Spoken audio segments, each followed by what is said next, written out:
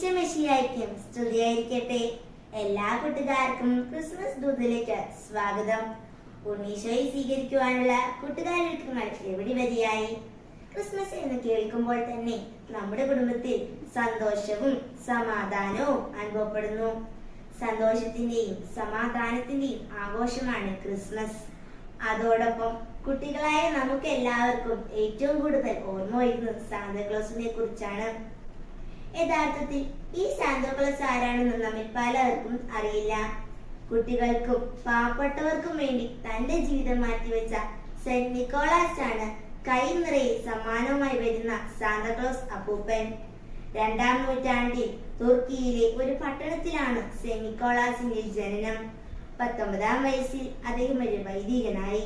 പാവകളും കളിപ്പാട്ടങ്ങളും ഉണ്ടാക്കി അദ്ദേഹം കുട്ടികൾക്ക് സമ്മാനമായി കൊടുക്കുമായിരുന്നു. കുട്ടികളെ സന്തോഷമായിരുന്നു അദ്ദേഹത്തിന് സന്തോഷം.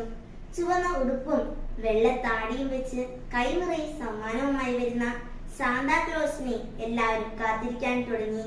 സെന്റ് നിക്കോളാസിനെ എല്ലാവരും സാന്താക്ലോസ് എന്ന് വിളിച്ചു തുടങ്ങി. ഇനി നിങ്ങൾ എല്ലാവരും സാന്താക്ലോസിനെ കാണുമ്പോൾ സെന്റ് നിക്കോളാസിനെ ഓർക്കുമല്ലോ. പുൽക്കൂട്ടിൽ ജാതനായ ഉണ്ണീശോയെ ഹൃദയത്തിൽ സ്വീകരിക്കാൻ നമുക്കൊരുങ്ങാം. എല്ലാ കൂട്ടുകാർക്കും സന്തോഷത്തിന്റെയും സമാധാനത്തിന്റെയും ക്രിസ്മസ് ആശംസകൾ.